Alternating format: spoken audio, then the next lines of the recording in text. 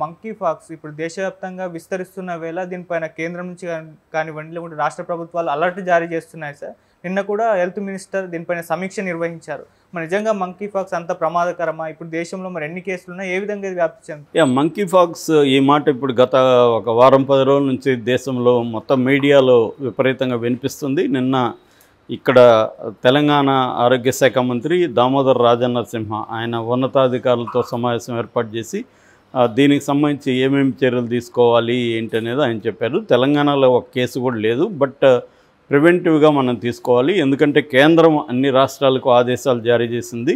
దీని మీద మీరు చర్యలు తీసుకోండి, ముందుగా బెడ్స్ రెడీ చేయడం ఇవన్నీ చేయండి అని చెప్పారు. So Rajanarasimha already Gandhi and fever హాస్పిటల్లో కొన్ని బెడ్స్ దాదాపు స్పెషల్ వార్డ్స్ ఒక 18-20 స్పెషల్ వార్డ్స్ దీనికోసం రెడీగా ఉంచారు.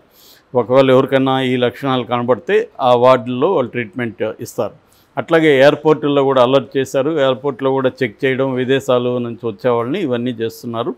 ఇది పరిస్థితి. అయితే ఈ మంకీ పాక్స్ అంటే ఏంటి, ఇది మన దేశంలో ఎన్ని కేసులు ఉన్నాయి, ప్రపంచంలో ప్రజెంట్ పరిస్థితి ఏంటి, దీని హిస్టరీ ఏంటి, దీని లక్షణాలు ఏంటి, ఇవన్నీ మనం చూస్తే ప్రధానంగా మంకీ పాక్స్ అనేది మంకీస్ నుంచి వచ్చింది అనుకుంటారు, కానీ మంకీస్ నుంచి రాలేదు. యాక్చువల్గా మంకీ పాక్స్ అనేది కరెక్ట్ టైటిల్ కాదు. అందుకని ఈ మధ్య ఎంపాక్స్ అని పిలుస్తున్నారు వాటిని. 2022 నుంచి దాన్ని ఎంపాక్స్ అని పిలుస్తారు. అయితే మంకీ పాక్స్ అనే పేరు ఎందుకు వచ్చిందంటే 1958లో కోపెన్హాగన్ సిటీలో ఒక ల్యాబొరేటరీలో ఉండే మంకీస్లో ఈ లక్షణాలని ఈ వైరస్ను ఫస్ట్ టైము కనిపెట్టారు. అందుకని మంకీస్లో కనిపెట్టారు కాబట్టి మంకీ పాక్స్ అని పేరు పెట్టారు. ఆ లక్షణాలు ఏమో స్మాల్ పాక్స్కి సంబంధించిన లక్షణాలు. అంటే స్మాల్ పాక్స్లో ఉండే వైరస్ వెరియోలా కైండ్ ఆఫ్ వైరస్ అంటారు. ఈ వెరియోలా కైండ్ ఆఫ్ వైరస్సే దీంట్లో కూడా ఉంది. అందుకని మంకీ పాక్స్ అన్నారు. మనకు స్మాల్ పాక్స్ లక్షణాలు ఏముంటాయి, దుద్దుర్లు అంతా రావడం, స్కాబ్స్ అంటారు వాటిని, అవి సీమ్ పట్టడం, ఇవన్నీ జరుగుతాయి. అయితే ఇవాళ ప్రపంచంలో స్మాల్ పాక్స్ ఎక్కడా లేదు. ఎందుకంటే దానికి వ్యాక్సిన్ వచ్చేసింది, అది కనుమరుగైపోయింది. ఎప్పుడైనా కూడా పాత జబ్బులు ఒక్కొక్కసారి మళ్ళీ వస్తుంటాయి. కొన్ని పాత జబ్బులు కనుమరుగైపోయి వేరే కొత్త జబ్బులు, దాని వేరియంట్స్ రకరకాలుగా వస్తుంటాయి. ఈ మనకి మామూలుగా వైరస్లు కొన్నిట్లో జూనోటిక్ వైరస్లు అంటారు. జూనోటిక్ వైరస్ అంటే జంతువుల నుంచి మనుషులకి వ్యాపించే వైరస్ని జూనోటిక్ వైరస్ అంటారు. ఇది కూడా మంకీ పాక్స్ కూడా ఒక జూనోటిక్ వైరస్ అన్నమాట. ఇది వేరియోలా కైండ్ ఆఫ్ వైరస్, అంటే small pox kind of virus. ఇది ఫస్ట్ ఏమో నేను ఇందాక చెప్పిన 1958లో కోపెన్హాగన్లో ల్యాబొరేటరీ మంకీల్లో ఫస్ట్ బయటపడింది. దాని తర్వాత 1970లో డిఆర్సి అంటారు. డిఆర్సి అంటే democratic republic of Congo, central African country. So ఆ దేశంలో ఇది కేసులు ఎక్కువ వచ్చాయి. ఆ దేశంలో చాలామంది చనిపోయారు. So central Africa and African కంట్రీస్లో ఎక్కువ వచ్చింది. నేను యాక్చువల్గా 2010లో ఈ డిఆర్సీకి వెళ్ళాను, కాంగో కిన్షాసా అని రాజధానిలో ఉన్నాను. అప్పుడు చూస్తే ఈవెన్ ఎల్లో ఫీవర్తో కూడా అక్కడ చనిపోతున్నారు. ఎందుకంటే అక్కడ పబ్లిక్ హెల్త్ అనేది వెరీ వెరీ పూర్, లో క్వాలిటీలో ఉంటుంది. అందుకని కాస్ట్ కూడా ఫీవర్ వస్తే కూడా $30 అప్పుడు ఖర్చు అయ్యాను అనమాట. అంటే కొన్ని హాస్పిటల్స్ ఉంటాయి, అవి ఇండియన్స్వి లేదా వెస్ట్రన్ ఉంటాయి తప్ప ఆఫ్రికన్కి వైద్యం కూడా అందుబాటులో ఉండదు, పావర్టీ ఉంటుంది. అందువల్ల ఎల్లో ఫీవర్తో కూడా ఇప్పటికీ అక్కడ ఎక్కువ మంది చనిపోతుంటారు. సో అందువల్ల సౌత్ ఆఫ్రికా వీటిలో లేదు, only central Africa, western African కంట్రీస్లో మాత్రమే ఇది ఎక్కువగా ఉంది. సో ఇప్పటి వరకు తీసుకుంటే మొత్తం చరిత్రలో అంటే 58లో ఇది బయటపడినాక 70లో మాత్రమే పెద్ద ఎత్తున మనుషులకి వచ్చింది. 58లో మంకీస్లో బయటపడింది. సో ఆ 70 నుంచి ఇప్పటి వరకు తీసుకుంటే 116 దేశాల్లో దాదాపు 1,00,000 కేసులు ఇప్పటివరకు బయటపడ్డాయి. అందులో ఆ కేసుల్లో ఏంటంటే మరణాల రేటు చాలా చాలా తక్కువ, 1% కంటే తక్కువ ఉంటుంది. 108 మంది మాత్రమే ఈ 1,00,000 కేసుల్లో చనిపోయారు, ఎక్కువ మంది చనిపోలేదు.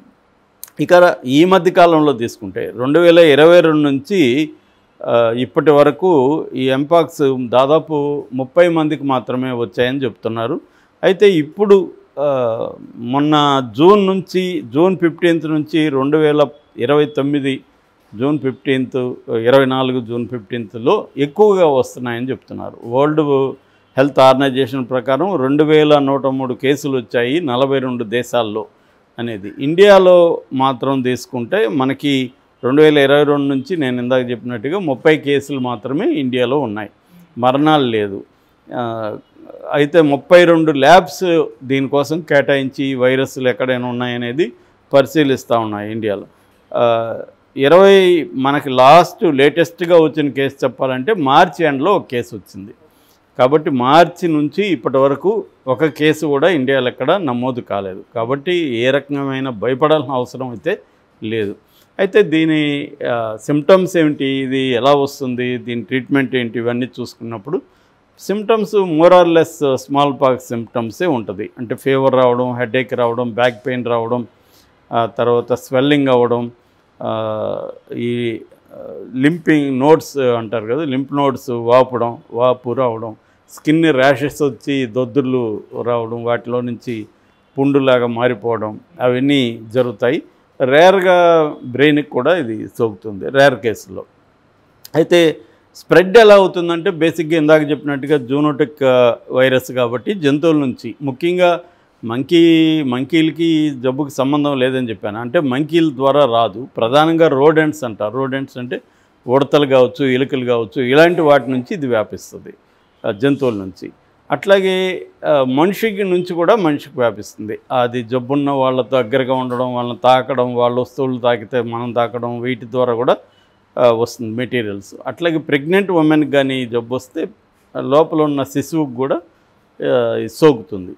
సో ఇది బేసిక్గా స్ప్రెడ్కి సంబంధించి. ఇక ట్రీట్మెంట్కి సంబంధించి దీనికి సపరేట్గా మెడిసిన్ కానీ యాంటీవైరల్ మెడిసిన్ కానీ లేకపోతే వ్యాక్సిన్ కానీ లేదు. స్మాల్ పాక్స్కి ఇచ్చే వ్యాక్సినే దీనికి కూడా పనికొస్తుంది. మెడిసిన్కి సంబంధించి టొకోవిరిమాట్ అనే ఒక మెడిసిన్ దీనికి ఇప్పుడు వరకు ఇస్తున్నారు. జనరల్గా దీని ఏమంటారంటే సపోర్టివ్ కేర్ అంటారు. సపోర్టివ్ కేర్ అంటే సిమ్టమేటిక్ ట్రీట్మెంట్, సపోర్టివ్ కేర్ మాత్రమే దీనికి ఉంది. ప్రత్యేక వైద్యం అనేది ఏం లేదు. వ్యాక్సిన్ అండ్ థెరపటిక్ ట్రీట్మెంట్ తీసుకోవచ్చు. జనరల్గా ఒక 2 నుంచి 4 వారాల పాటు ఇది ఉంటుంది. ఇది ఒకవేళ మనకి జబ్బు ఉందని తెలిసినాక ఏం చేయాలి అంటే బేసిక్గా మన కరోనాకు ఉండే ప్రోటోకాల్లే దీనికి కూడా ఉంటుంది. అంటే ఐసోలేట్గా ఇంట్లో ఉండడం, హైజీనిక్ ఫుడ్ తీసుకోవడం, నీట్గా అన్నీ క్లియర్గా కడుక్కోవడం, చేతులు కాళ్ళు ఇవన్నీ కప్పిపుచ్చుకోవడం, వీటిని బయట వాళ్ళకి అంటకుండా మాస్కులు ధరించడం, ఎక్కడన్నా పుండ్లు ఉంటే దాన్ని కూడా కవర్ చేసుకోవడం, ఇలాంటి జాగ్రత్తలు తీసుకోవాలి. అట్లాగే గవర్నమెంట్స్ కూడా దీనికి సంబంధించిన ముందస్తు జాగ్రత్తలు ఏంటంటే పీపీఈ కిట్లు రెడీ చేసి పెట్టుకోవడం, బెడ్లు రెడీ చేసి పెట్టుకోవడం, దీనికి సంబంధించిన ఇందాక చెప్పిన మెడిసిన్స్ని బంచ్గా పెట్టుకోవడం, ఇవి చేయాలి. అందుకని ఇప్పుడు మన ఇండియన్ గవర్నమెంట్ ఏంటంటే భయపడాల్సిన అవసరం లేదు. సైంటిస్టులు అందరూ కూడా డాక్టర్లు చెప్తున్నది ఏమంటే దీనికి సంబంధించి ప్యానిక్ అవసరం లేదు. ఎందుకంటే ఇప్పటివరకు ఇండియాలో లాస్ట్ కేసు మనకు మార్చిలో వచ్చింది. ఆ తర్వాత మార్చి నుంచి ఇప్పటివరకు కేసులు లేవు. కానీ ప్రపంచవ్యాప్తంగా ఇతర దేశాల్లో పెరుగుతున్నాయి. మొన్ననే సౌదీ నుంచి ఒక అతను పాక్కెళ్తే అతనికి ఉందని తేలింది. అట్లాగే ఫిలిప్పైన్స్లో ఉంది. తర్వాత స్వీడన్లో కొన్ని కేసులు వచ్చాయి. ఫిలిప్పైన్స్, పాక్ అండ్ సౌదీ, ఈ 4 దేశాల్లో ఇప్పుడు కొద్దిగా కనిపిస్తున్నాయి. కాబట్టి సౌదీలో కూడా స్ప్రెడ్ అయ్యే పరిస్థితి లేదని ఆ గవర్నమెంట్ చెప్పింది. మాకు హెల్త్ కేర్ చాలా బ్రహ్మాండంగా ఉంది ఇక్కడ అని. సో అందుకని ఎందుకన్నా మంచిదని ఇండియన్ గవర్నమెంట్ ఏమంటే ఎయిర్పోర్ట్లో అలర్ట్ చేయడం, వివిధ రాష్ట్ర ప్రభుత్వాలను అలర్ట్ చేయడం. ఎందుకంటే మనం కరోనా టైంలో కూడా కొంత అలర్ట్గా ఉండడం వల్లనే మనం ఎక్కువ ప్రమాదాలు యూరోపియన్ కంట్రీస్తో పోలిస్తే మనం ఎక్కువ లేదు. సో అయితే ఇంకొంత ముందు నుంచి జాగ్రత్తలు తీసుకోవాలి. మనకేంటంటే హెల్త్ కేర్ అనేది ఒక రోజులో వచ్చేది కాదు. అది పబ్లిక్ హెల్త్ కేర్ సిస్టమ్స్ని డెవలప్ చేసుకుంటూ రావాలి.